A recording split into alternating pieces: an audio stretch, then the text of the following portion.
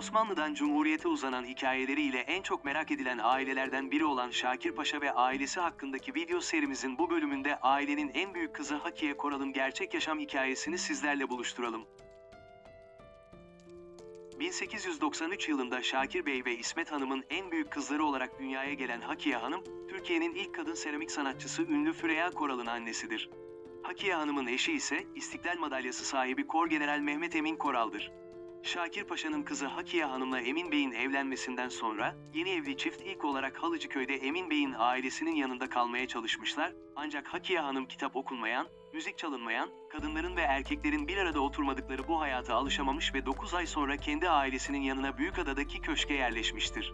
Aileyi anlatan eserlerde, Şakir Paşa'nın köşkün bahçe dışında bulunan küçük ahşap evi tamir ettirerek büyük kızı Hakiye'ye düğün hediyesi verdiği ve Şakir Paşa'nın Avrupa'da bir süredir moda olmaya başlayan çekirdek aile örneğini kızına yaşatmak istediği, ancak Hakiye Hanım'ın sadece yatmadan yatmaya bu küçük eve gittiği bilgileri de bulunur.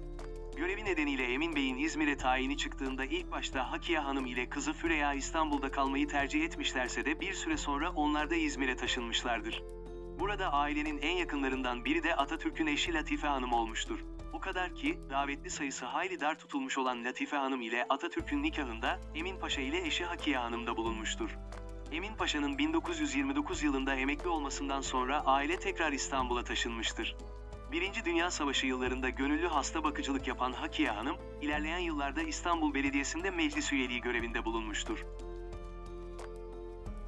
Hakiye Hanım'ın eşi Mehmet Emin Bey, 12 Ağustos 1959 tarihinde İstanbul'da hayatını kaybetmiş ve Büyükada'da bulunan aile mezarlığına defnedilmiştir.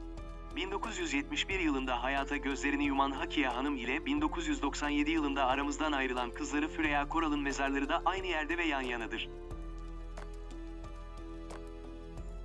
Yeni içeriklerimizi anlık ve güncel olarak takip edebilmek için kanalımıza abone olarak bildirimleri açabilir, beğeni ve paylaşım yaparak bizlere destek olabilirsiniz.